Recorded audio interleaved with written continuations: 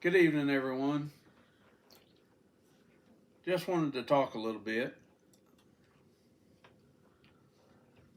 Guys ought to be careful when you hold something like this and you use something like this. This is a very, very sharp knife. And if you're not careful, you could actually harm yourself or you could harm someone else not meaning to. It takes a person to focus and be very, very careful. It has a very, very sharp edge on it, and it has a stabbing point on it, and this could be considered a very dangerous object. This, however, is just a butter knife, and it is not dangerous at all. It has a rounded edge. It's not impossible to hurt yourself with this knife, but it's unlikely that you could. You could jab it into an eye socket or stab yourself if you had enough force, or stab somebody with it if you applied enough pressure, but I'm talking about accidentally harming yourself with it. You generally use this to spread butter on a piece of bread or something, or jelly on a piece of toast or something like that. It's not what you would consider dangerous or lethal.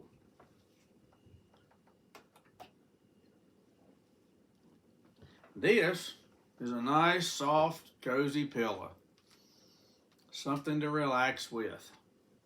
It's very soft. Matter of fact, it's so soft I could probably lay here and go to sleep, but I won't, because I didn't get on here to have you watch me to sleep. And the last thing I want to show you is this. This looks like a big old ugly ball of material.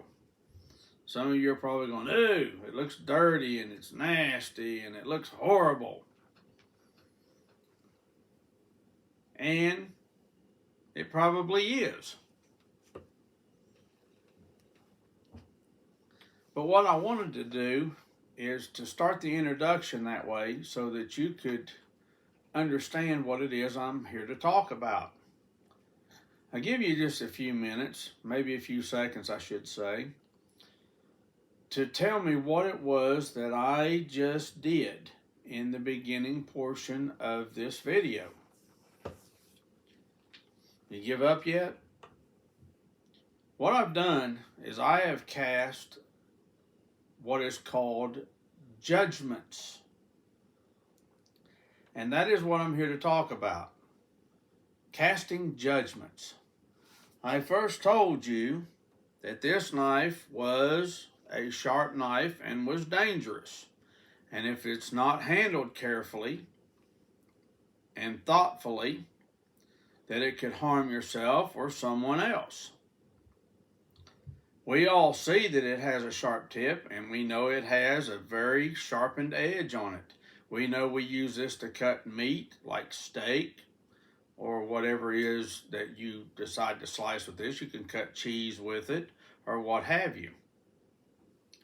Therefore, since we all can clearly see that this is a sharp knife and a dangerous knife, we can all agree that this would be a correct judgment placed on this knife, that it is dangerous if not thoughtfully and carefully handled. The same goes for this knife. We've all seen one of these, we've all used one of these, and I have said that it is less likely, not impossible, but less likely to cause injury with this. And we all agree that it's got a nice smooth edge, a rounded tip, and it's used for spreading butter and jam and so forth. It's not likely that you would want to try to use this to carve a piece of steak or carve a turkey. So, having said that, the judgment I laid on this knife about being dull and a lot more safe would also be a correct judgment, because we can all clearly see that what I have said is a true statement. This was the next thing that I picked up. A soft, cozy pillow. Now, for those of you that say, well, I need to sleep on a rock because I can't sleep on anything soft. Well, I didn't say this pillow was for everybody. What I did say is that this was a soft, cuddly pillow. And I placed that judgment on this because it collapses and folds down with ease. And you can see me squeezing and not straining in my voice or flexing any muscles. I'm not really putting any force behind it like that. And I did that to dramatize what I'm explaining. For those that like to sleep on a soft, cuddly pillow, this pillow would be for you. For those that need to sleep on a rock, hey, to each their own. But that judgment on this pillow would also be true, since we can all clearly see it is nice and smooth. And of course, the blanket that I showed you a moment ago, it was my doggy's blanket. And it does need to be washed, but it's for my dog, and it does its purpose. It looks kind of hideous. It's all balled up, and it could probably look better, but the judgment on that can vary because it's a wrong judgment. In somebody's eyes, that blanket was very beautiful. To my dog, it is very, very lovable. She lays on it, she cuddles with it, and she feels right at home laying on that blanket or laying with that blanket. So to say that was a hideous looking piece of material would be a wrongful judgment. And it would be wrong to say so. We do this a lot with people. In your Bible, in Matthew chapter 7, verses 1 through 3, when Jesus was on the Mount, he mentioned, "Judge not, lest you be judged." Now, and we also know the story about Mary Magdalene, when she was caught in the act of adultery. Y'all remember that Jesus went out and asked her, "Is what they say true?" And when she did not answer, he looked at the crowd and said, "You have judged her rightly. She is guilty of adultery." And the crowd said that the law called for her to be stoned to death. And Jesus responded, "Yes." Then Jesus picked up a stone and said, "If there is any of you that is here without sin, let him cast the first stone." And he offered it to everyone. And no one could take that stone. So Jesus cast that rock to the ground. And the rest of the story goes that he had forgiven her and told her not to sin again. Their judgment against her, though, was correct, and the law stood correctly. However, if she had not been actually physically found guilty of adultery, if it had just been a witness, one single witness saying that she had done this, and the people were going to stone her to death, other than the word of one person, how was the crowd or anyone to know whether that one person was lying or whether that one person had a reason to plot an evil statement against Mary Magdalene? No one would have known the truth. But the fact was that she was actually caught in the act of it. And that's how they knew when they judged her that she was guilty of it. But when we see people out doing things, we tend to judge them based on what we see or based on what we hear. Actions and words cause judgmental statements to come from our mouth. And we need to be very careful of that because sometimes we just can't help it. Lucifer catches us in the spur of the moment and instantaneously puts what we don't want to acknowledge as peer pressure. But he does it spiritually, peer pressure of the spirit. An example of this is, say you have someone that walks up and just punches you in the jaw. Well, the first thing that goes to your mind in 9 out of 10 cases is that announcer's voice at the Friday night fights. Let's get ready to rumble. Because you are ready to rumble and it's time to engage in combat. You want to slug it out with this person because they hit you and you figure, let's hit them back, which is exactly what Lucifer wants. Let's not forget, Lucifer's plot is to turn man against his brother till man exists no more. And this is part of how he does it.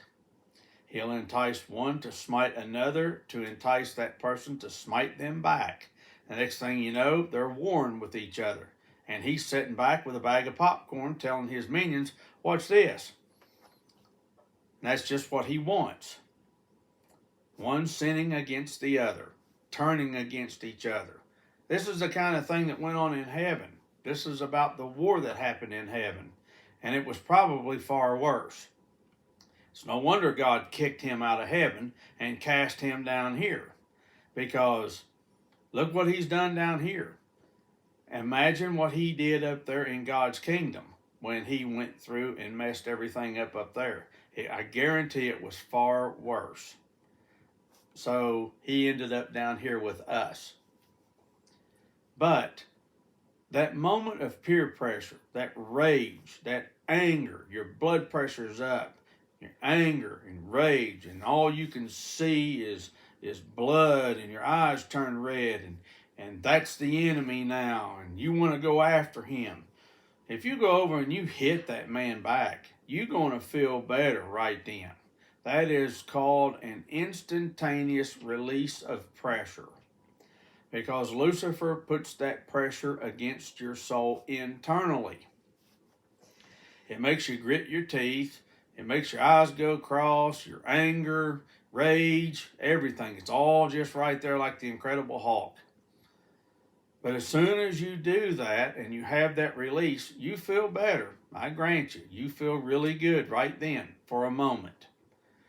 But then comes the dreaded aftermath.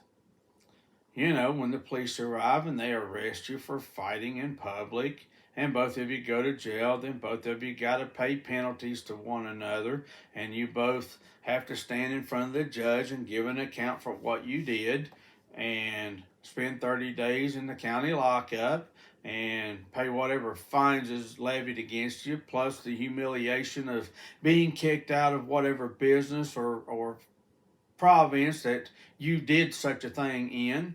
You know, if it's on city property, okay, but if you did it in Joe's bar or Tom's restaurant or whatever it may be, well, then you're not allowed to come back there anymore because you're deemed a troublemaker. And this is the aftermath I'm talking about. And it really weighs down on you. Simply because you executed an immediate judgment under the spiritual peer pressure that Lucifer gives you, simply because your brother smited you. Doesn't the Bible tell you that if your brother smite your left cheek, to turn to him the right cheek? And if he smites the right cheek, turn again to him the left cheek. It's all about mercy and forgiveness. Now, the Lord does not intend for you to stand there and get your head beat off. He didn't intend for that. However, he did intend for you to warn your brother. Look, don't hit me anymore. I've done nothing to deserve this, brother. I will forgive you. Walk away, and I will walk from it. After which, I don't know what to tell you, but you have an internal judgment and pressure that you must learn to control. You must keep your anger and your rage. Doesn't the Bible also say slow to anger and control your tongue? You must also learn to do this. This is how Lucifer gets you to execute that immediate and instant judgment. And he gets you in a whole lot of trouble when he does this. He is a master at doing this. And sometimes we just can't help it. We will see something that just looks terrible. Let us remember that God created everything, and everything is beautiful in God's eyes. We are made from the salt, soot, and ash of the earth.